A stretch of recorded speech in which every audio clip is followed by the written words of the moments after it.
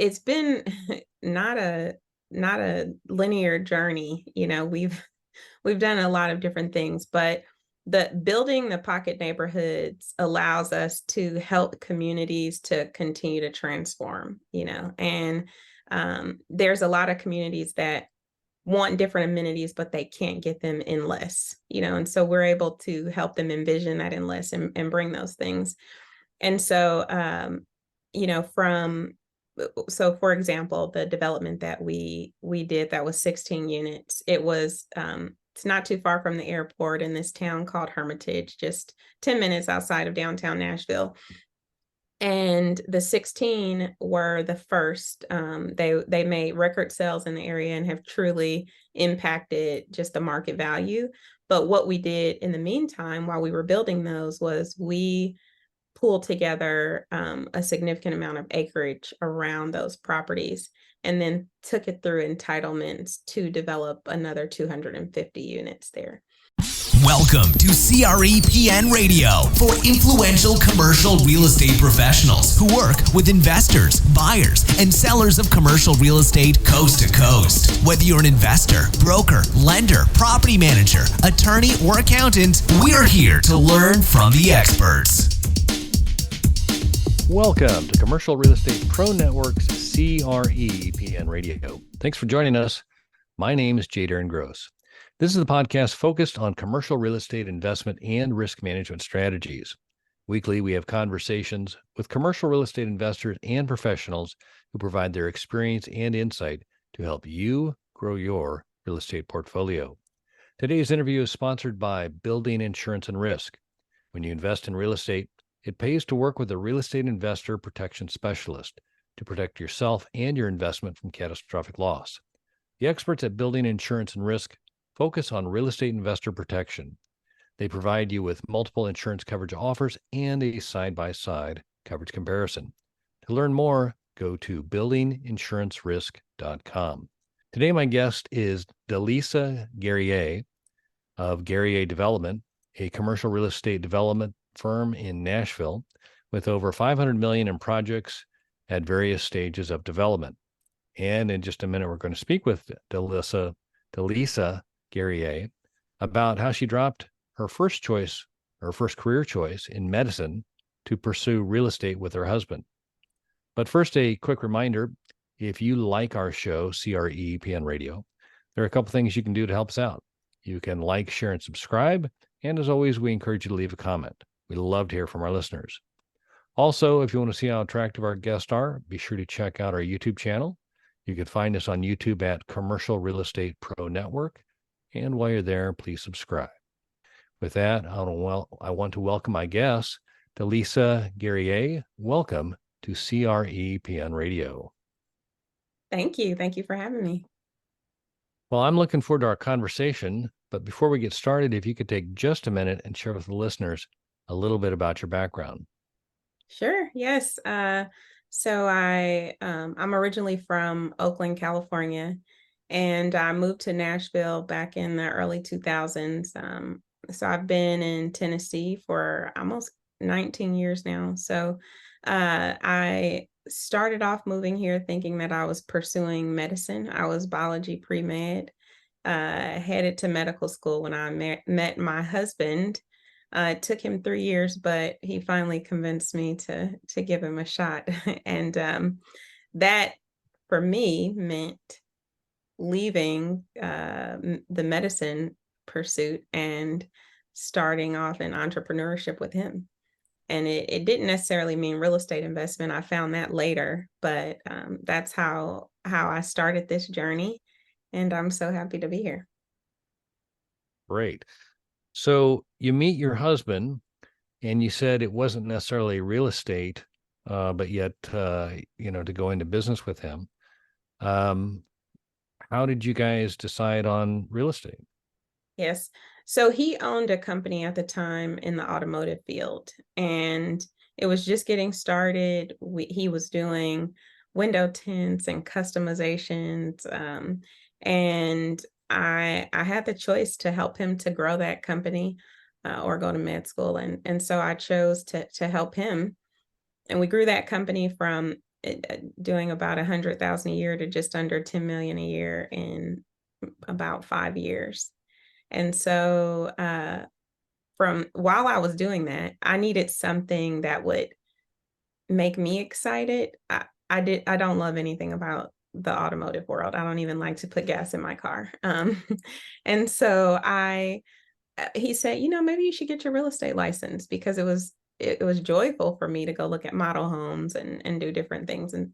And so I did, and that opened the door for, this was 2010, 2011. This is right after the downturn, and people were in really bad situations, interest rates and that sort of stuff. And they had the ability to sell their home and make a profit, but they didn't have the capital to invest in it to make it worth that. So they were either having to short sell, or they were already in the process of foreclosure. So I went in, and really, as a passion for our clients and helping them to get out of a bad situation, I came in and brought the capital and renovated their homes. And that started my real estate journey. And so that's, I know, very different way to pursue it, but I didn't see it coming. It was out of helping them that it was birthed. I love that. I mean, the one thing I've come to know about real estate is that, it's kind of the Wild West as far as, there's the regular way where there's a sign in front, and there's a broker, and you make an offer based on what the market will allow. But then there's the other side where you can be creative. And if you have a willing seller, willing buyer, you can meet anywhere you want, wherever you determine the middle is. And, Right. so that's awesome. So when you were doing that, you had and I assume these were residential properties, correct? These Single were all family? residential, and these were clients of ours in the automotive company. Okay. Yeah, Okay. So they had properties that they were struggling they were either going to lose them to foreclosure, or they could sell them short sale. that's right. And you brought in the capital, fixed them up. Uh, did you then split profits, or I mean, who, or did you just sell them and you made a commission on the back end? And No, uh, and so every situation was a little different. There were quite a few that we had to catch up the mortgage. We had to pay all the costs to move them out. And in some cases, whatever stipend we gave them up front was enough to cover half of what the profit would be, or it was worth it to them to just go ahead and let it go. And so there were cases where we split the profit. There were cases where we paid enough upfront that we didn't, but it really helped these families save their credit and dignity, and you know yeah, and no, that's fundraise for our development company. okay. So let's talk about this. So you start off working in the single family market. You're helping clients, uh, essentially save their credit. Is really Yes. what that matters, or what it comes to. Um, and so, but you're also, are you engaging? Are you acting as the general? Are you, for renovations, are you kind of directing people, getting bids and getting it all prettied up? Or how did you go about getting the properties ready for sale? That's such a good question. At the time, I was not a contractor, but because it was mostly cosmetic, we had handymen around that we knew and trusted that would come and paint or come replace the carpets. And so it was minor things. It wasn't big things that we needed to pull permits. And so I managed it. I pat myself on the back. I even laid tile once, but no. From there, we had a client come to us that needed to separate a partnership by selling a piece of land.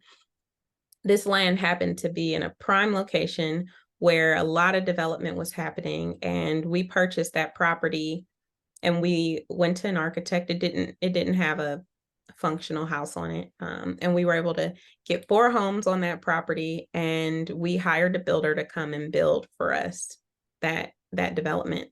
And from there, we did that a few more times before I realized, there's no need to pay another contractor when I can go and pursue this. I like to pay for my own mistakes. and learn, and that's what we did. So I became a licensed contractor for commercial, residential, and industrial construction, and started building our own projects. That's awesome. So you basically, the one of the strategies or that gets talked about a lot, especially with commercial, is like value add. You come in and basically a flip kind of thing. You make it, ready for sale. You buy it at a price. You add whatever you need to, and then there's a sale and there's a profit to you. But development is kind of like the original value add. When you start off with bare ground and Yes. and add the value and then sell it. Okay. So in you said about 2010 you started. So at what point did you start your development career? So 2015 is when we first went vertical on our first building.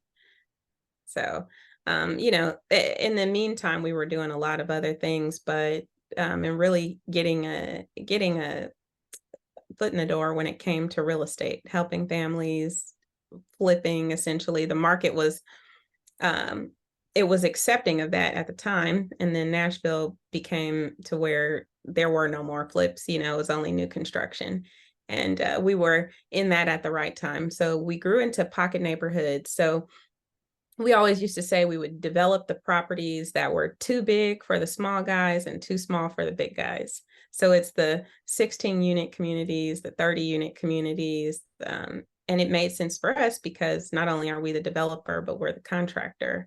And so it keeps our guys working, and it keeps us busy. Yeah.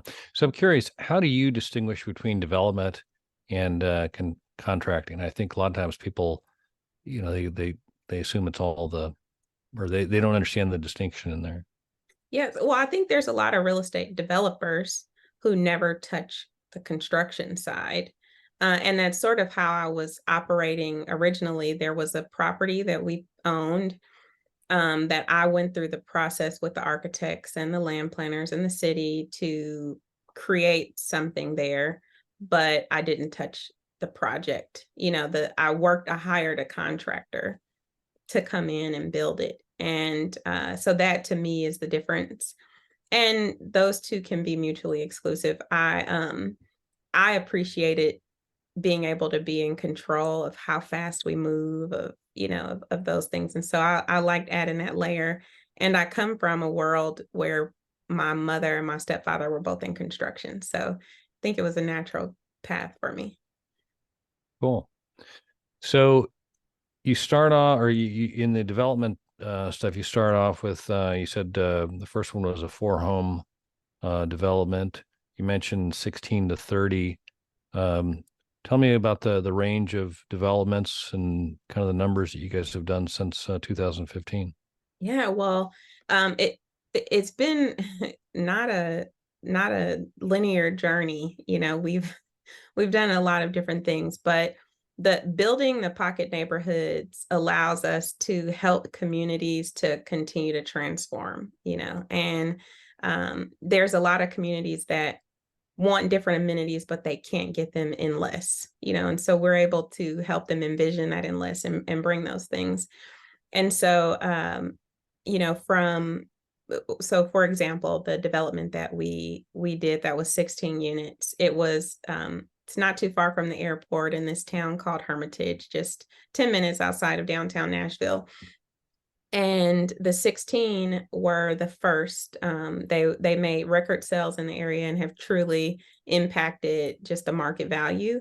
But what we did in the meantime, while we were building those, was we pulled together a significant amount of acreage around those properties, and then took it through entitlements to develop another 250 units there. And so we are at the point where we're pulling permits now for that development, and we partnered with another development firm on a large project like that to be able to bring those to life.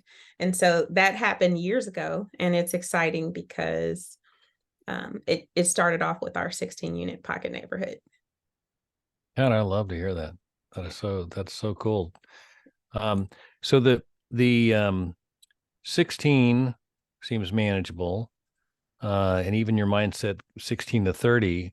How did you guys, I mean, envision, dream, figure out that you could do the 250 when just before that you were thinking kind of like you know, too big for the little guy, but not big enough for the big guy.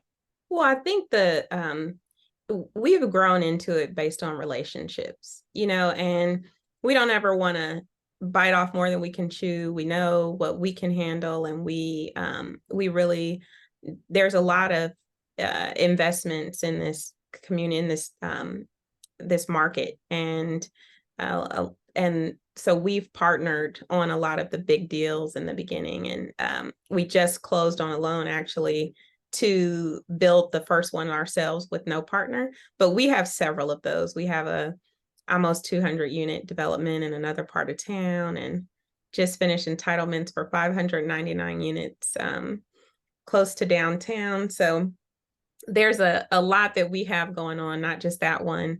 And we partner with the right people to make it happen. Yeah, it sounds like it.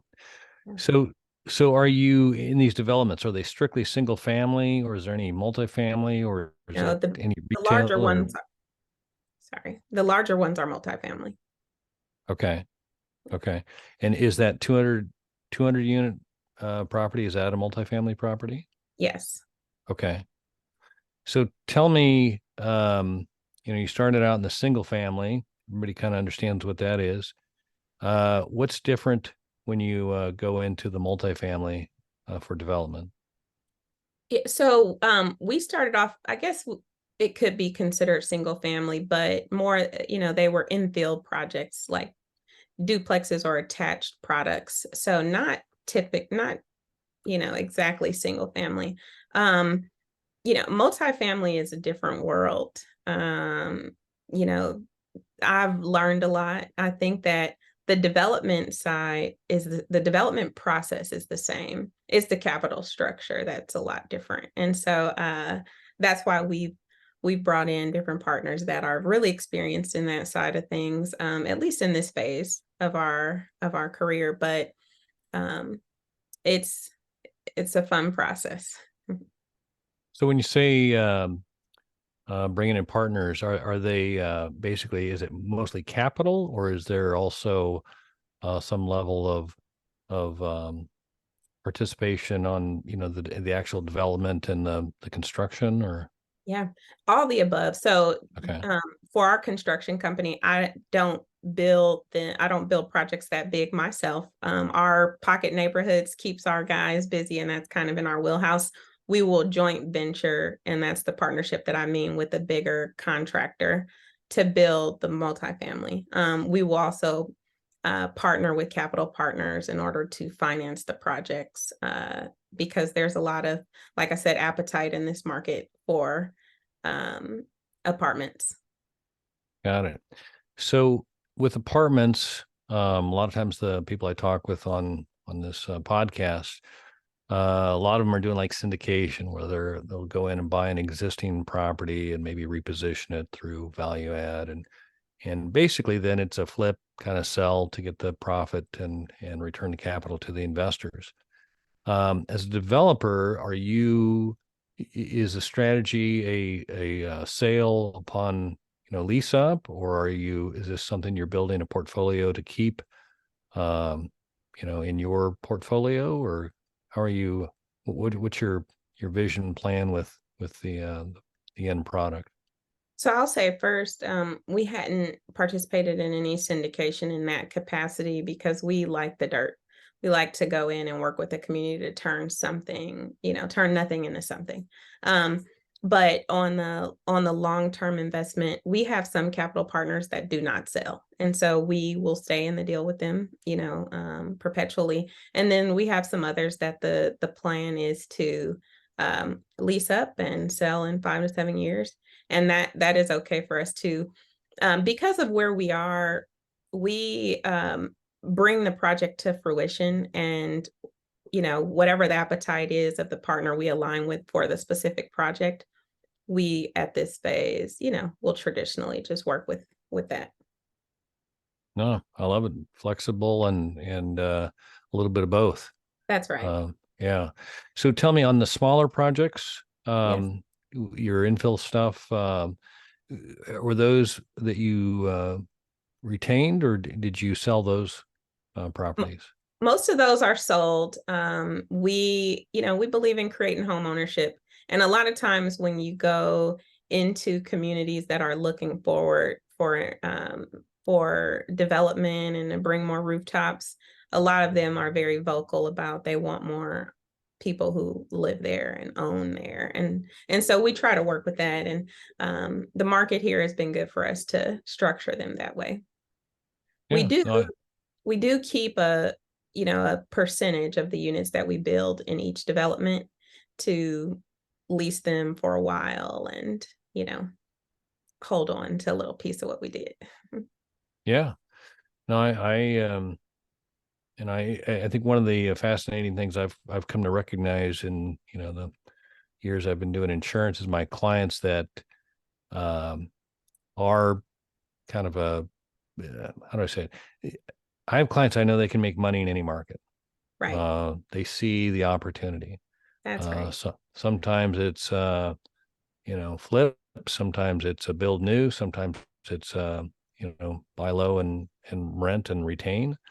And there's always, I mean, doesn't matter where you are in the cycle, there's an opportunity, and they're always, and I don't know if it's experienced where they always have a little bit of foresight to kind of Mm. recognize what's coming next.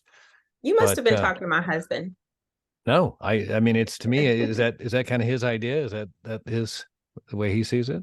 It is, and that's how we've grown, definitely learning from the past and what other developers have gone through in different market cycles, but positioning ourselves in every capacity to be able to think through and plan for market shifts and making sure that we can still prevail in them. So in the current cycle, it sounds like you've invested a lot of effort and time in preparing the developments you've got ready to go. I'm kind of curious, what kind of a timeline are you talking about from making an offer to where you're ready to go vertical? It depends on the project. The smaller ones they move a lot faster, and honestly, because of all the development that has been happening in Middle Tennessee, the county doesn't move as fast as they used to. It used to be 6 months you'll have something out of the ground, and now you're lucky if it's 12 months from the time you tell the engineers to move forward to actually pulling the permit. So it's taken time, but not because of us, just because Right. of all the other factors. I'd say 12 months is fair. Got it. And as far as the, kind of the development timeline, once you start going vertical, what's a usual timeline to get a certificate of occupancy? It depends on the project. So I would say somewhere between 8 to 10 months on a multi-unit development, not an apartment, that's a different animal, but on one of our pocket neighborhoods that's attached product, um, if it's just a single family, that can be anywhere from 7 to 9 months, but yes, somewhere Got it. around. So you're based in Nashville. The properties you're developing, how close or how far away do you get from your base as far as opportunities and where you're developing? Well, primarily most of our projects are in Middle Tennessee. We have developments going on in Clarksville, which is 45 minutes away from Nashville, all the way to Smyrna and Murfreesboro. So that is a 45 minutes in another direction. So we typically stay within an hour, but right now my husband has been looking at opportunities outside of Middle Tennessee. Got it. Got it. And when you're identifying a property, what are some of the key things that you look for as far as an opportunity to develop? I look for what's missing, you know, and I think that that is what has helped us to grow where we are, you know, in real estate. I had someone come and look at one of our homes. This is agent feedback, you know, one of the agents called and said, "Hey, this is the feedback." And the buyer said, "You know, in this area, there's no grocery stores. You know, we'd have to drive 10 minutes. You know, we want to get somewhere where it's closer." And though that's our type of development because it's opportunity.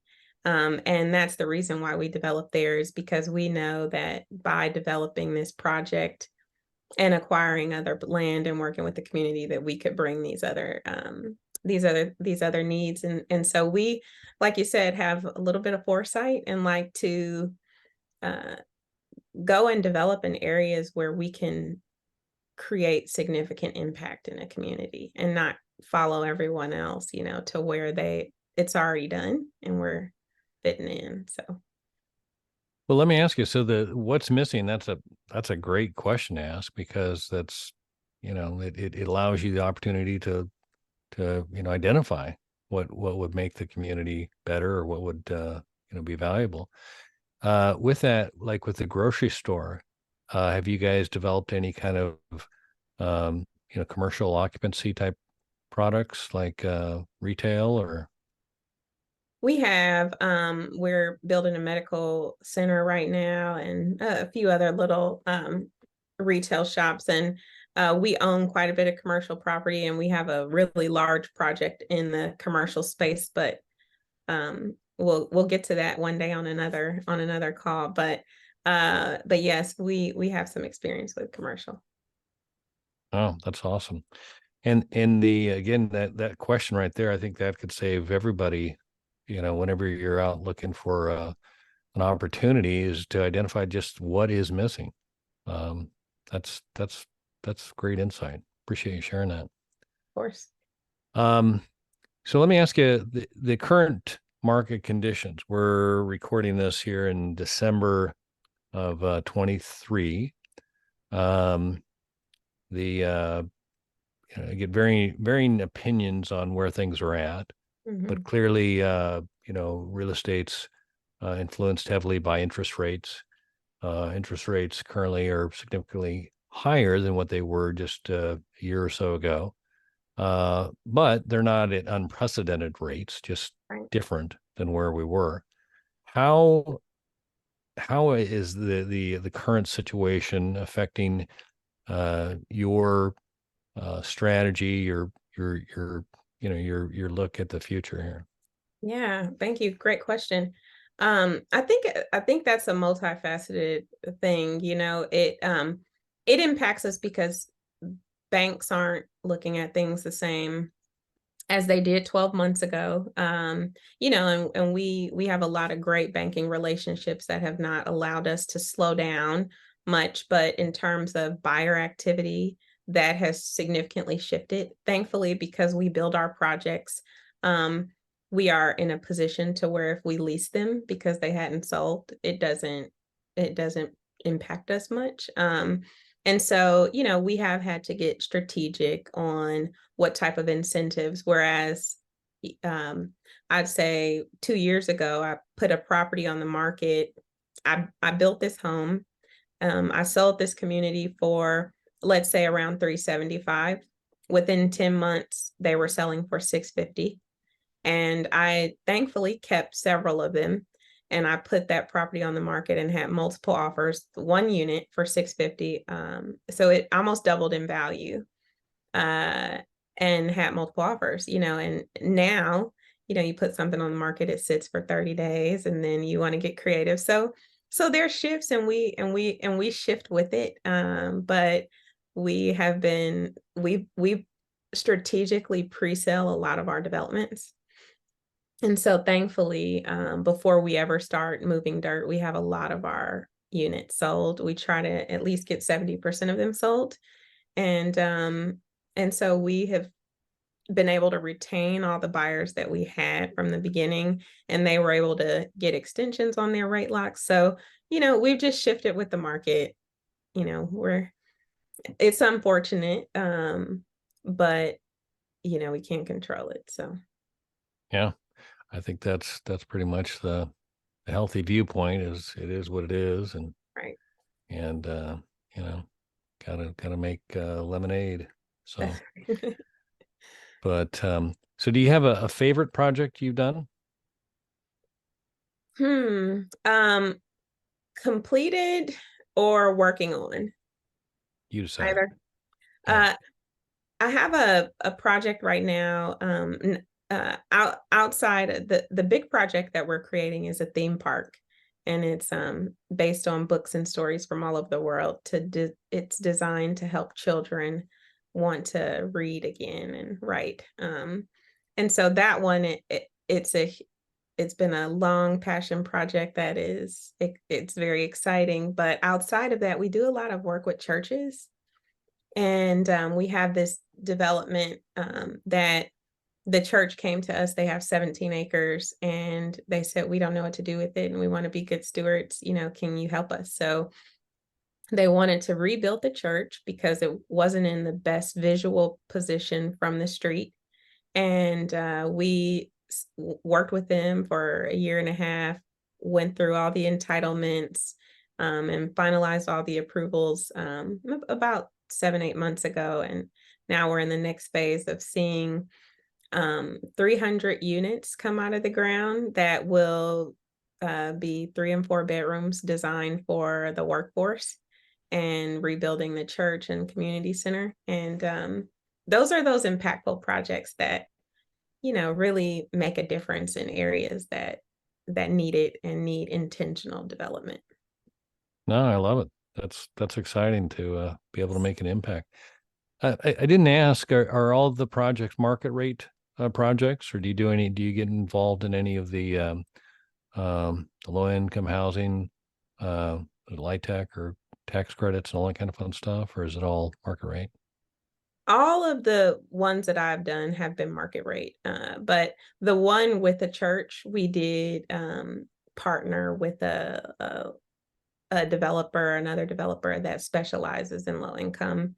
And that is kind of a tricky word that you use in some communities. Right. They want accessible, but they don't want affordable. And so, but yes, we did do a strategic partnership there. Right. Well, and I think that it's not fully understood by a lot of people. I think the label may not do it justice. That's right. But there is an income gap, plain and simple. And in some communities, I mean, the housing stock is, uh, pretty tight, Mhm. and the demand for housing's greater than the supply, and that just economically, pushes up the price to, make it unaffordable for the people that you need in the community to do the work, so Yes. that everything works. Yes. And so, it's a I've talked to a couple of different firms or guests that have uh, significant experience in that, and I'm aware of the terms and kind of understand a little bit of how it works. But I think that kind of what I'm seeing and just based on demand, it feels like that's going to be um, a substantial part of a lot of future development, just based on just supply and demand. That's Uh, right. but That's right. I anyway, agree.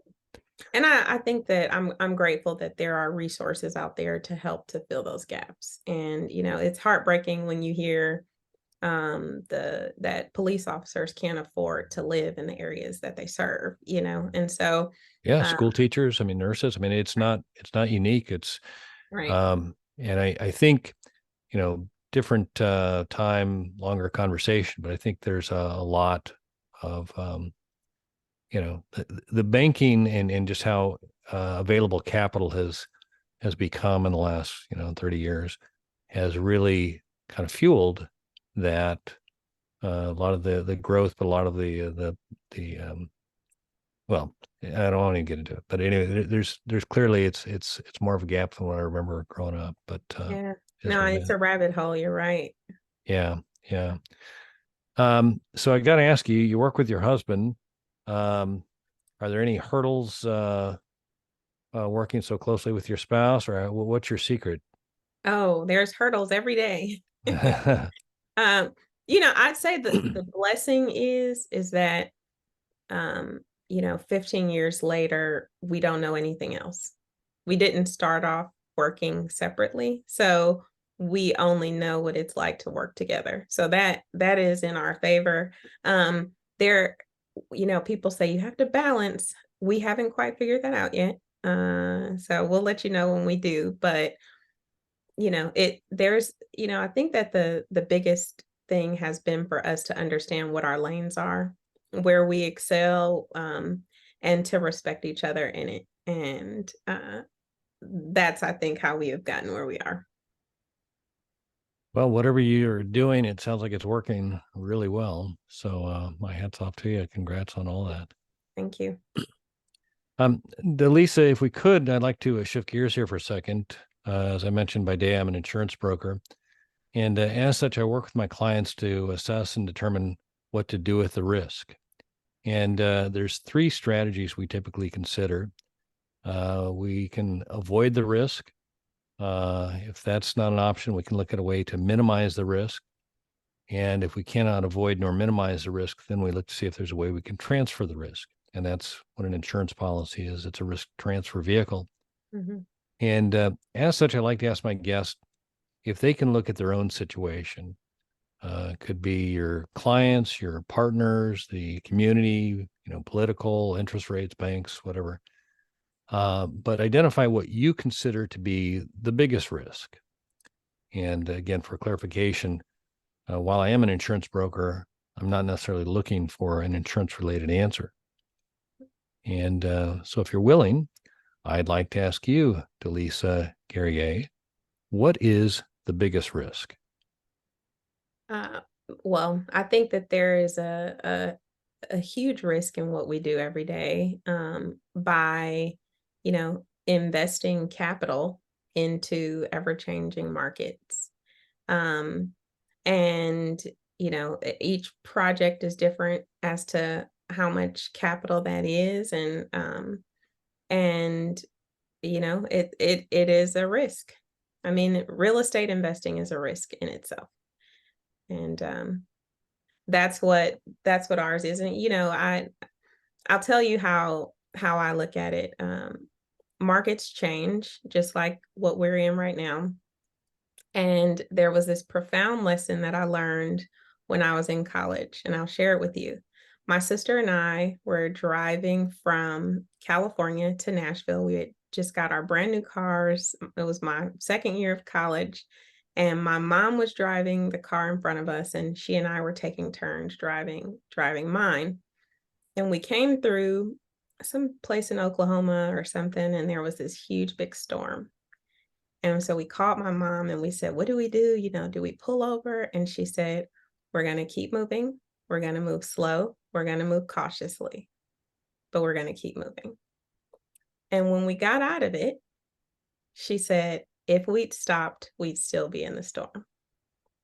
And that is how I look at market shifts. That is how I look at, our risk taking. It's we move cautiously, we pay attention, and we don't make any sudden sudden movements, but we keep moving. So That is that is awesome. Just the you know, keep moving. yeah, Otherwise, like you say, you'll still be in the storm, and that's that's not the goal. That's that's great. right. Elisa, where can the listeners go if they'd like to learn more or connect with you? Well, our new website will be launched very soon, which is Guerrier Development. It is GUERRIER development.com. There are a few social media channels that you can follow us and connect with us. Guerrier Development on Instagram and Facebook and LinkedIn. And then me personally, I am on LinkedIn as well. So DeLisa Guerrier. Got it. Well, DeLisa Guerrier, I cannot say thanks enough for taking the time to talk today. I've enjoyed it thoroughly, learned a lot, and look forward to doing it again soon. Thank you so much. Thank you for having me. You bet. For our listeners, if you like this episode, don't forget to like, share, and subscribe. Remember, the more you know, the more you grow. That's all we've got this week. Until next time, thanks for listening to Commercial Real Estate Pro Network's CREPN Radio. You're listening to CREPN Radio for influential commercial real estate professionals. For more information on this or any of our guests, like us on Facebook, CREPN Radio.